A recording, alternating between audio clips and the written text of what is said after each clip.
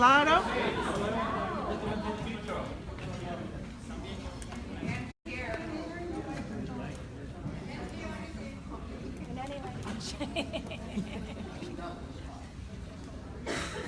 Can you hear me now? Hello, everybody. Turn this on. My name is Dr. Asa Frey, and I'm new here. This is my first National Health Association lecture.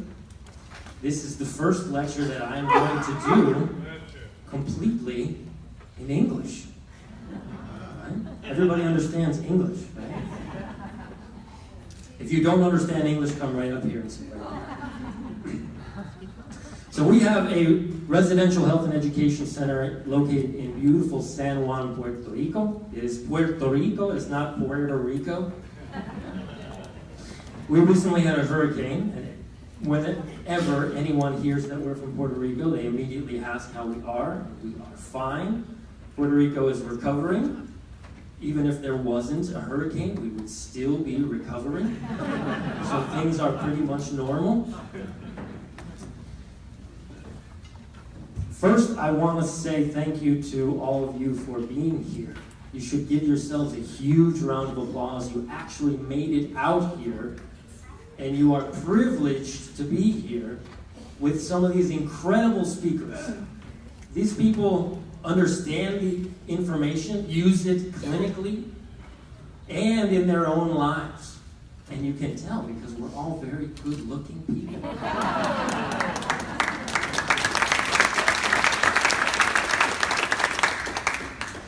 So what I'm going to talk about today, it says in your pamphlet there, the hidden benefits of fasting. In reality, this lecture should be called How Fasting Changes Who You Are. Pretty much every speaker that you've heard has mentioned something about how difficult it is to make lasting health changes. There's a million things that you need to do, but doing them is difficult. We had John McConan, is that his name? You heard his story. He mentioned that he had all the information that he needed long before he actually made any changes in his health. What did he need to do in order to make those changes and have it be sustainable? He did a fast, right? He needed to connect with himself. Oh, he's right there. He needed to connect with himself and love himself first. So we're going to talk today about how fasting changes who you are.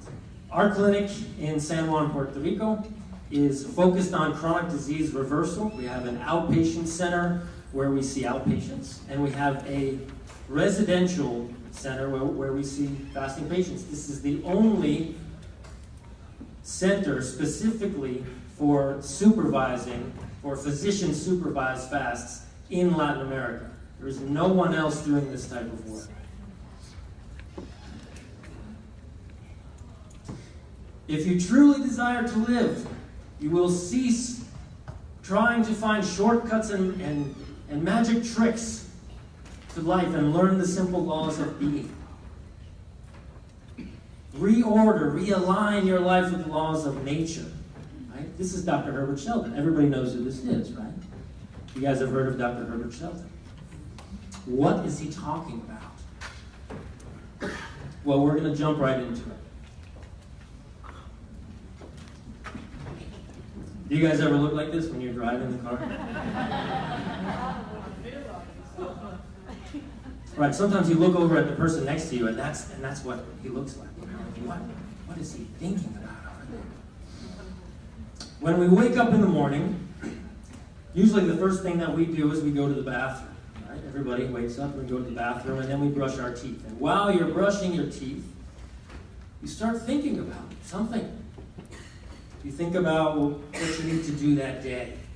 I have this to do, and this to do, and this to do. Maybe you think about an annoying person that you met the day before. Maybe your colleague said something ridiculous about the President of the United States, which just so happens to be Mr. Trump, and you think, oh, he's such an unconscious person. Such an ignorant, I can't believe he said that. The next time that I talk to him, I'm going to say this, and you plan out what it is you're going to say to him. Maybe you start thinking about the challenges that you're going to have to face that day, or next week, or 3 or 4 years from now. And this thinking goes on. Another thought comes, and another thought comes, and another. And finally, about 3 hours later, you step out of your car.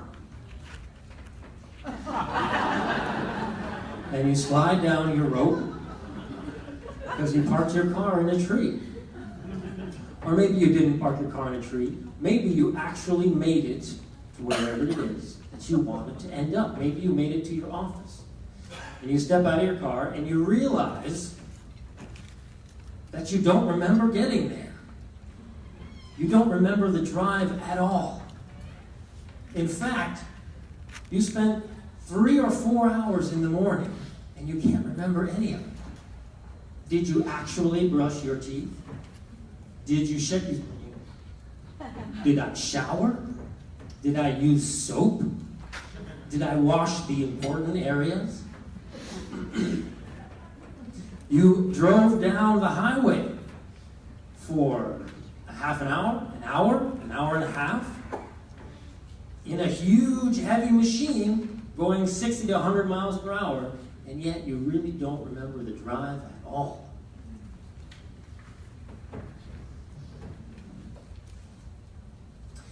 What Dr. Sheldon is talking about here are the physical laws that humans need to abide by, right? Things that we need to do. He's talking about diet and sleeping habits.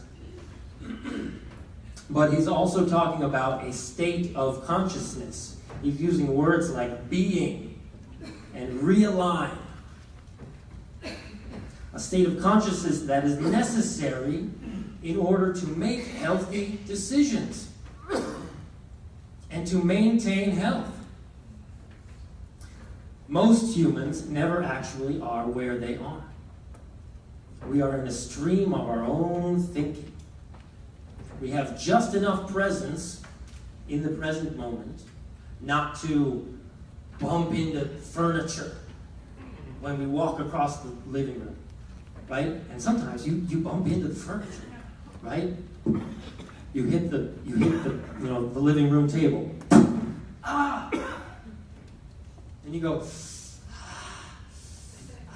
and then you say, what was I thinking?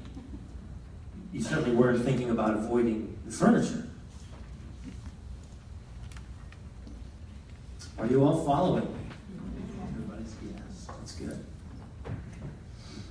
We have just enough presence not to run out into the highway, right? We don't run, there are speeding cars on the highway. We try to stay away from the highway. We try not to walk into people on the sidewalk. But most of our attention is up here, criticizing, complaining, having an issue with this or that, thinking about an unpleasant event or a person from yesterday or last week or 5 years ago or something your mother said to you when you were 12. Or we're worrying about the future, right? All these challenges that I need to do tomorrow. There's something I have to do, this stuff. It's going to be so difficult. Compulsive thinking. And our phones, everybody has a cell phone, right? I have a cell phone. Your phones do not improve the situation. They make it worse. Actually calling your attention away from the present moment. You know? Ring, ring, ring. That's what happens when you get an email, right? Your heart starts racing. Oh my, I have to check that. Who is that? I need to respond to that. You get a text message. Somebody posts something on Facebook. Somebody just posted something on Facebook. It's Bob. Bob posted a picture of what he ate last night for dinner. That's not a vegan meal. That's full of oil and sugar and salt. This is not a healthy meal. Oh, and you have to respond to that, right? Oh, Bob, what are you thinking? You know, think of your health. Think of the children, Bob. Think of the planet.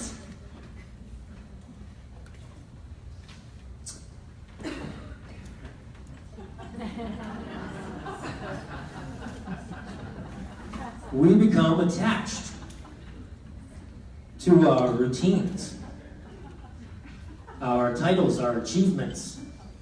We carry them around with us on our backs. We identify and we place value in doing things. I'm the editor of this magazine. I'm the CEO of this company. I have 500,000 followers on Instagram, Facebook, and YouTube, and Twitter.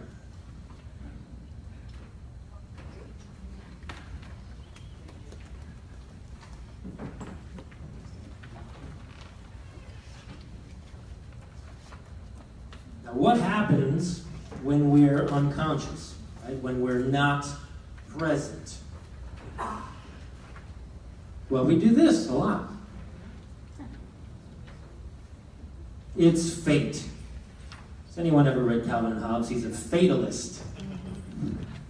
That means whatever happens, it's fate.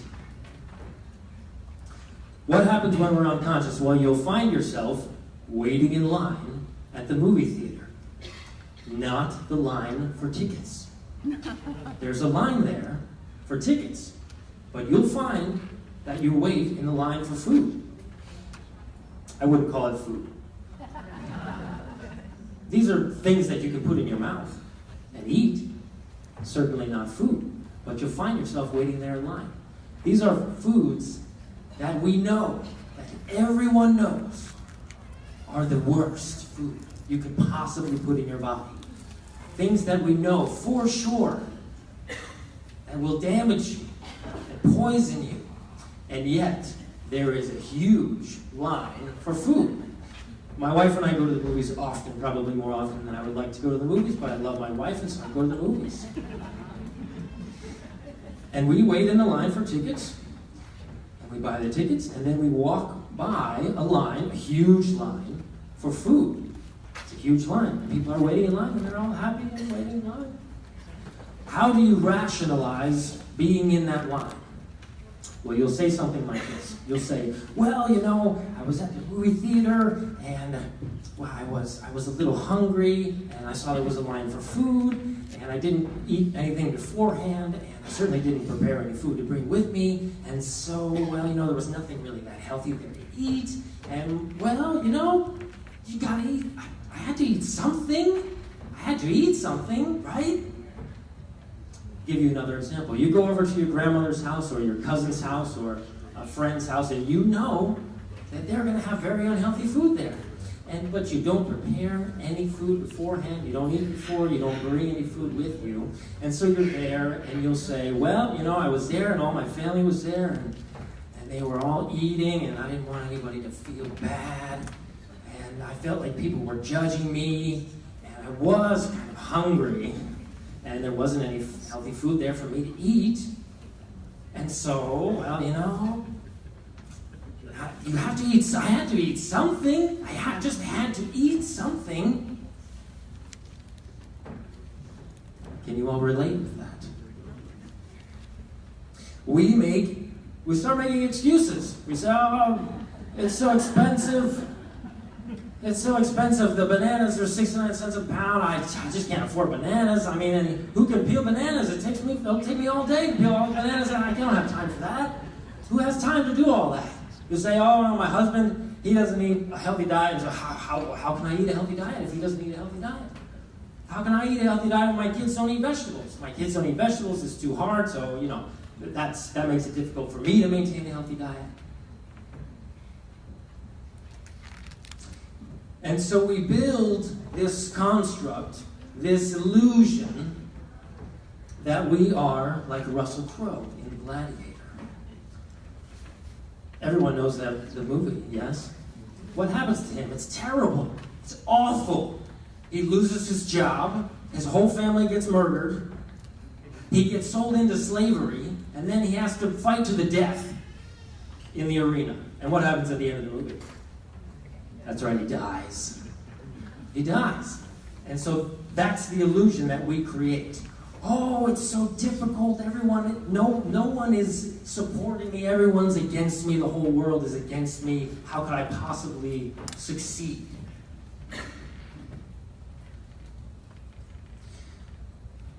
Fasting can be the door.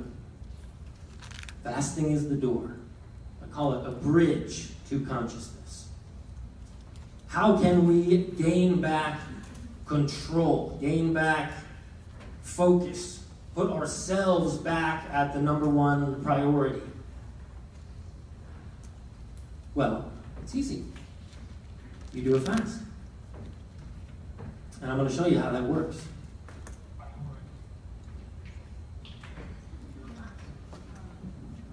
The first stage is called acceptance.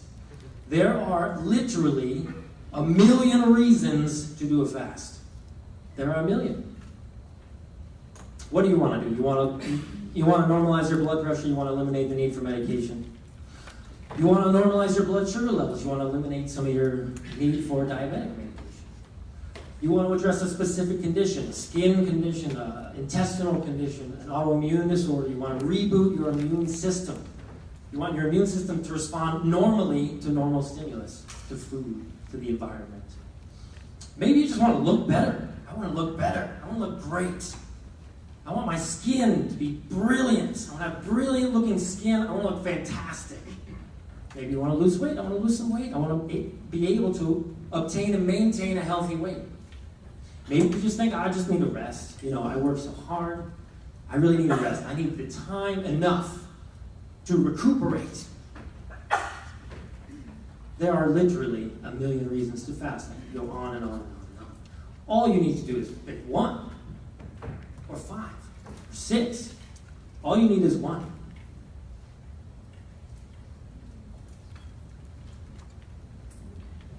Everyone thinks of changing the world, but no one thinks of changing himself.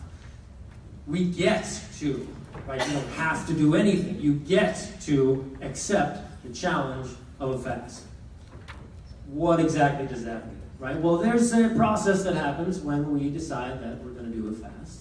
You actually have to pick up the phone and call and schedule your fast. You have to pay for the fast, right? You have to put some value behind that service.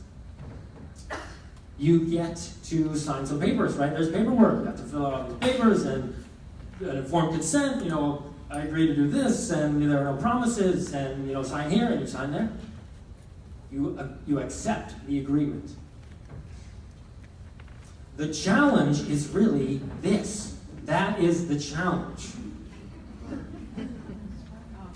The challenge is overcoming the idea that you needed to do something in order to obtain your health goals.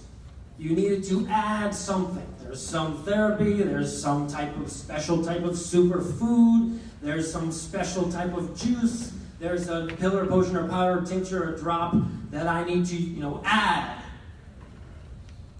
And this is a big challenge for most people, actually overcoming the idea that they needed to do something. When in fact, all you need to do is nothing intelligent. You need to accept yourself. You get to accept yourself. You get to give yourself the gift of rest and time enough to recuperate. You are good enough. You're all special enough. Everyone deserves to have health, right? It doesn't matter all the terrible things that you did in the past, whatever you said to your mother when you were 15. It doesn't matter. You're all deserving of health. And when we accept ourselves the way that we are, right? I am who I am, no matter what I did in the past, no matter what I'm going to do in the future, I deserve health. And this is how I'm going to get there. When you accept yourself, you end up accepting responsibility. That is huge. That you have something to do with where you are right now in your current situation. Maybe it's all because of you, but you get to accept some responsibility. I I can't stress that enough. That is a huge thing to accept. That it is maybe a little bit, maybe all my fault that I'm here right now, that I have created this myself. The second phase is called surrender. To a mind that is still, the whole universe surrenders. Let me ask you this. Do we have any trained engineers here? Anybody ever work on a train, fixing things? Okay, good. Is it recommended for you to do repairs on a train whilst it is still moving? It's probably a bad idea, right? They do this in the movies, though, right? You're on the train, and somebody says, oh, something happened. We have to fix this thing. It's on the top of the train, and somebody has to get out there and do it, and we can't stop the train, or everybody's going to die, right? And someone will stand up and say, oh, yeah, I'll go up there on the train. I'll go up there and fix it. And they go up there. What's up there? Well, there's other people up there. There's other people up there, and they have guns and knives, right? There's probably a bunch of people up there. That never ends well. What you need to do, what you should do, is we actually stop the train. You stop the train, everybody gets off of the train, the conductor gets to rest, the employees are tired, they get to rest, you find the broken parts, you fix things, maybe you paint the train, you change the upholstery on the inside, maybe you clean the train, and then we get people back on the train, we get a new staff, we get a new conductor, and then the train continues, right? Brand new train. Much like what needs to happen if we wish to make lasting health changes. Things need to come to a stop. You cannot bring your life from before to a fast, no matter how hard you try and drag it with you to the fast. Your problems do not come with you, your office, your clients, your responsibilities, your kids, your wife, unless you want her to. Unless you have a really good relationship with your wife. You can bring a bag to a fast. I'm not saying you can't bring your luggage, you just can't bring your baggage. Everybody understands what I mean by your baggage. That, I'm talking about your hay. This doesn't come with you to a fast. Fasting is not a vacation. It's absolutely not a vacation. Vacations are wildly unhealthy things to do. We travel too much, we drink too much, we eat too much, we don't go to bed on time, we're taking lots of stimulants so we can enjoy our trip.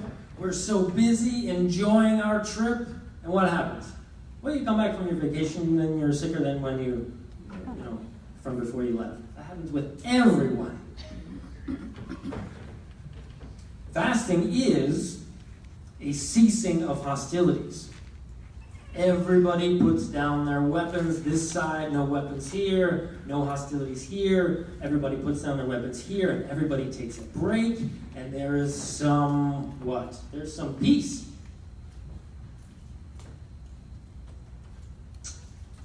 Surrendering the need to do. This is difficult.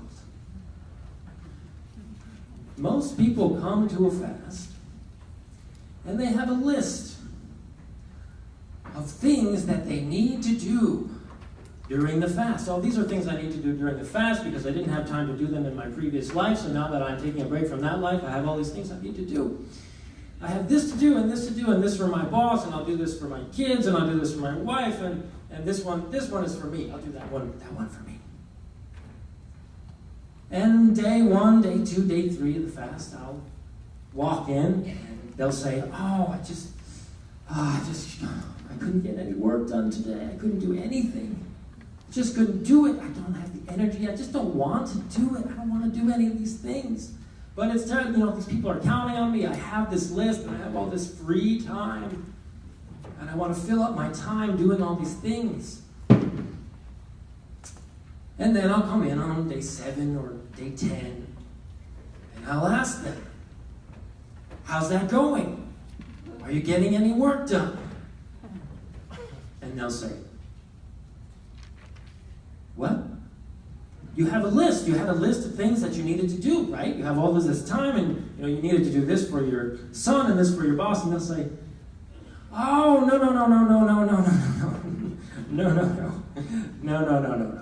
That's not important. None of that is important. I don't need to do any of that. They'll be fine. They'll be fine on their own. They can take care of themselves. They don't need me to do any of that. This is my time. This is my time here. That's a very different attitude. You get to surrender your drugs, your remedies, all the things that you're using to remedy your ailments. They do not come with you to a fast. Why is that? Well, the number one reason why is that there is nothing that you can add to a fast to improve the fasting experience. Nature has so abundantly provided for us this environment, this perfect environment of health and healing, and there is nothing that you can add to it to improve it. In fact, most of the things that you want to add are going to hinder the fast.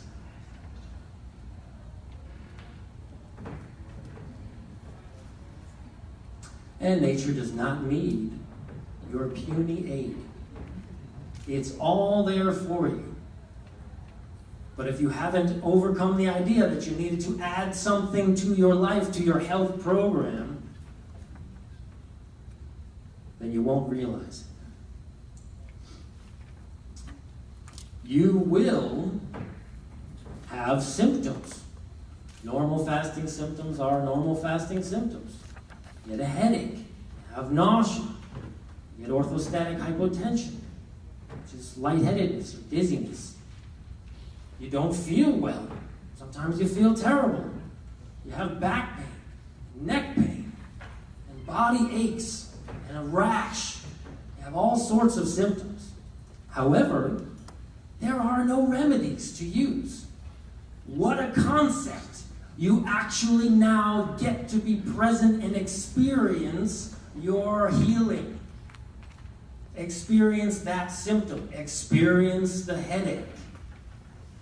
You don't get to take your remedy and bring yourself out of that moment and put you somewhere into the future when you feel better. No, you actually get to be there present while those symptoms are happening. Not only do you get to experience symptoms, but you get to experience good things. You get to experience some weight loss. Some of that fluid comes off with the naturesis, and you start to see your feet again. Oh my gosh, my feet. Oh, what is that? Oh my gosh, I haven't seen that in forever. I can't believe that's still there. Fantastic. Your skin starts to clear up. Your joints start to move again. There's all that inflammation that comes off, and the edema, the fluid, start to feel good again. Your face starts to thin out. Actually look like a person that you used to look like maybe 10, 20, 30 years ago. Somebody you haven't seen in a while.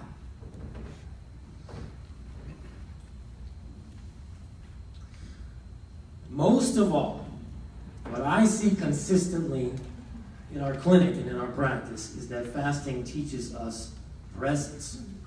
What does that mean? There are various times that fasting will teach this in a very gentle, forcing manner. The best example that I can give you is of orthostatic hypotension. That is where you sit up or stand up too quickly, and the blood rushes from your head down, out of your head.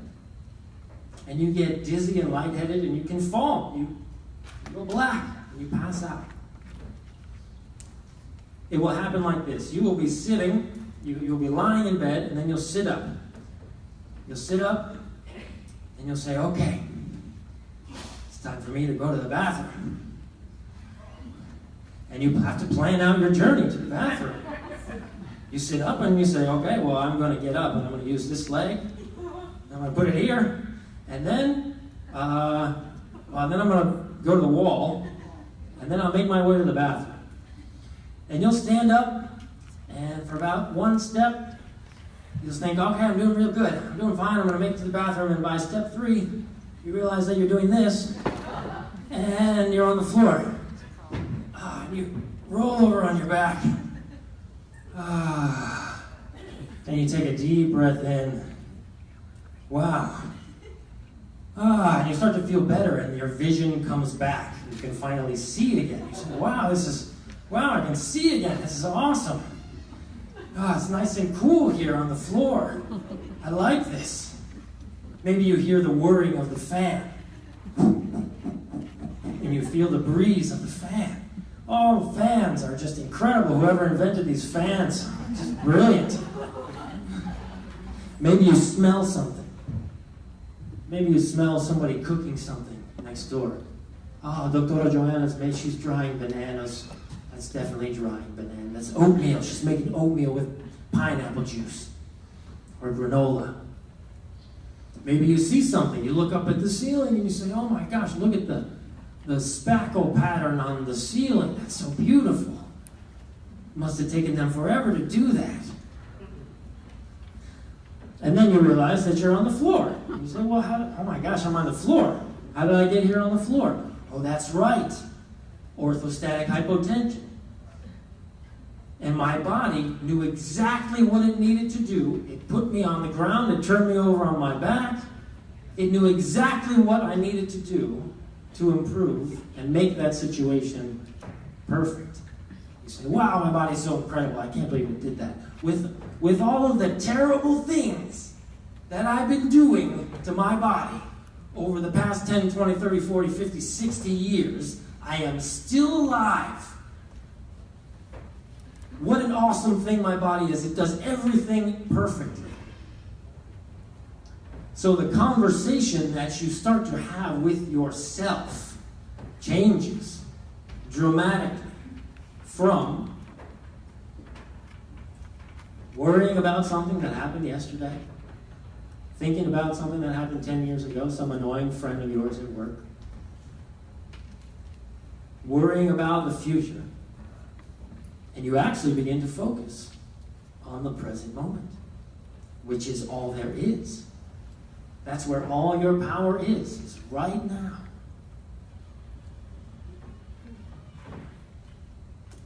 Right now. Fasting also teaches presence during a refeeding process. The refeeding process is just awesome. It's awesome. Eating food again is incredible. This is my son, by the way. You actually get to decide, okay, this is what I'm going to have to eat. I think this sounds good. I think I'm going to eat this. And it is your experience. It's all your experience. At home, we have a 6-year-old child, and he has a list of things that he likes to eat. And a list of things that he doesn't like to eat, and those things change. He likes broccoli and cauliflower, asparagus and chard and kale and bok choy. Don't give him onions. If there's onions in whatever, he won't eat it. He likes chickpeas. Don't give him quinoa. But he has a list of vegetables and fruits and grains and beans that he really likes. And so we make dinner so that he has all of that stuff there, so that he has things to eat. So he is the priority. I never ask myself, oh, what sounds good for you tonight? Asa, what do you think you want to eat tonight? You know, what's going to taste good? I don't ask myself that. My dinner consists of whatever my son doesn't eat, right? He's done eating. He says, I'm done. I say, okay, what's left? Okay, I take that, put it on my plate, and I eat dinner. And he's done with dinner, and he'll leave. And inevitably, he's going to come back to the table. And what's he going to need? No, he's going to need help. He needs me for something. Oh, Dad, I'm doing this thing in my room. I'm building this big tower, and I'm taking all my Legos and put them on. It's really awesome, but I'm too short, and I need you. Come. And I say, Asher, well, I'm eating dinner. It's my dinner time. And he'll say, yeah, but that's not that important. You can eat later. This is important, though. You need to come. It's just going to take, it won't take long at all. Just come. And usually, I say, fine. Right? I push my plate aside. I relegate myself. I neglect my dinner for a little bit until I have peace enough to eat. And I go and take care of my number one priority. But during your refeeding process after a fast, there is none of that. You actually get to experience eating food again. Oh my gosh, that's what a mango tastes like? That is incredible. Tomatoes are actually sweet and salty. I can eat these every day. Oh, celery. Celery is crunchy. I never knew that before. Crunchy is like another taste sensation. You start to notice things that were always there, but you were never really present enough to notice them. For instance,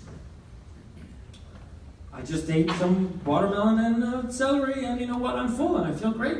I'm satisfied and I don't need to eat any more food. Maybe I don't actually need that much food. Maybe I can make small, simple meals. Maybe this is not that difficult, right? You learn these new skills. I don't have to complicate my life. I can make small, simple meals. I can prepare my food. I can eat before I go to the social gathering. This is not that difficult. This is actually pretty easy. And you get this feeling, this overwhelming feeling that you can do it. I don't need my husband to eat his vegetables. I don't need my husband to change his diet at all. I don't need anyone in my family to change their diet at all. I just need to change my diet. I'm doing it right now, and it's easy. It's really easy. And you learn what it is that you need to do when you screw it up. Everyone screws up sometimes, but you know what you need to do. And you can always come back and do a fast and start over again and keep on learning and keep on mastering your skills.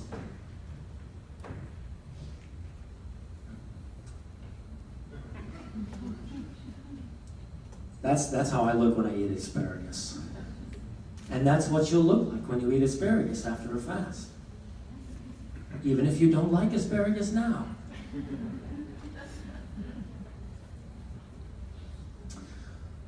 So what do we gain from presence through a fast? Well, the number one thing that you gain is consciousness. Actually being present for the immediate situation. What does that mean? Well, that means that you'll find yourself, or you'll catch yourself waiting in line at the movie theater in the line that is not the line for tickets. And you'll say, oh my gosh, this is not the line for tickets, so I'll get out of this line. I need to go over to this line over here. That line over there, I don't know what that's for, but that's not my line. You'll be in the grocery store buying something that you would normally just pick up and put in your cart and go and check out and buy. However, this time, you'll have the consciousness, the presence of mind, to flip over the box and look at the ingredients. And you'll say, sugar, oil, salt, flour, okay. And you put the box back. And then you go and look for something that is better than that. Something that you would normally just do unconsciously. Now you're actually paying attention. Priorities. Your priorities change.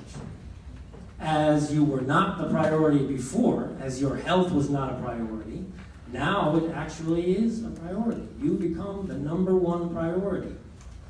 You cannot take care of anyone else unless you are well yourself. It doesn't work. You actually are the priority. You are the number one priority, then your child and wife, and then your family, and then your community. But now you understand that you come first.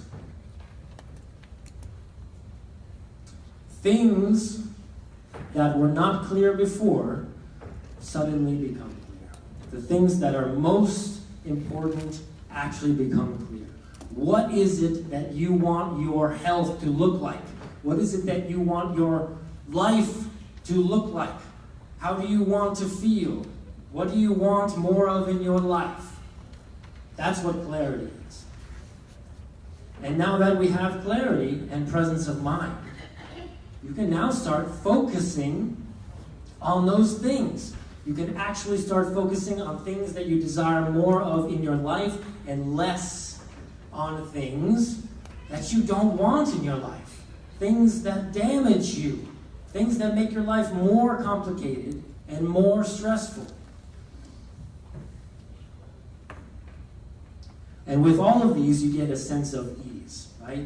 It's really not that difficult. Life should be easy. Life is easy.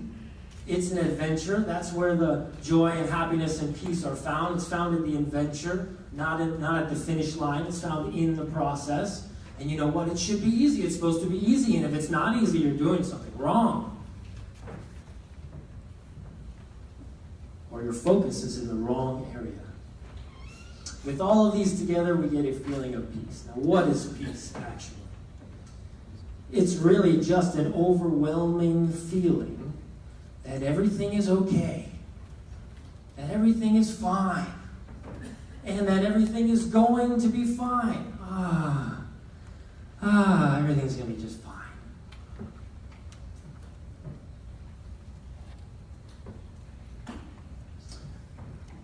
You will spend more time focusing on the things that you actually desire more of in your life, and less time in an unconscious state of mind, just reacting to what life presents to you. Only during a fast can you truly learn what it means to listen to your body, because you actually took the time to be present for the healing process. And from that brief moment of presence during a fast, you will learn that there is nothing more powerful than the present moment.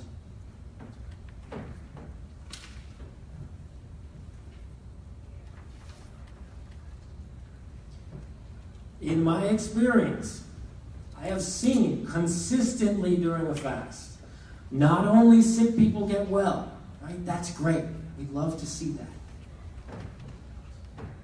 Not only sick people get well, but mean people turn nice, the corrupt turn honorable, the selfish gain empathy, the self-deprecating gain self-respect, the weak strengthen, the helpless empowered, and the lost gain clarity, and all by doing nothing intelligently.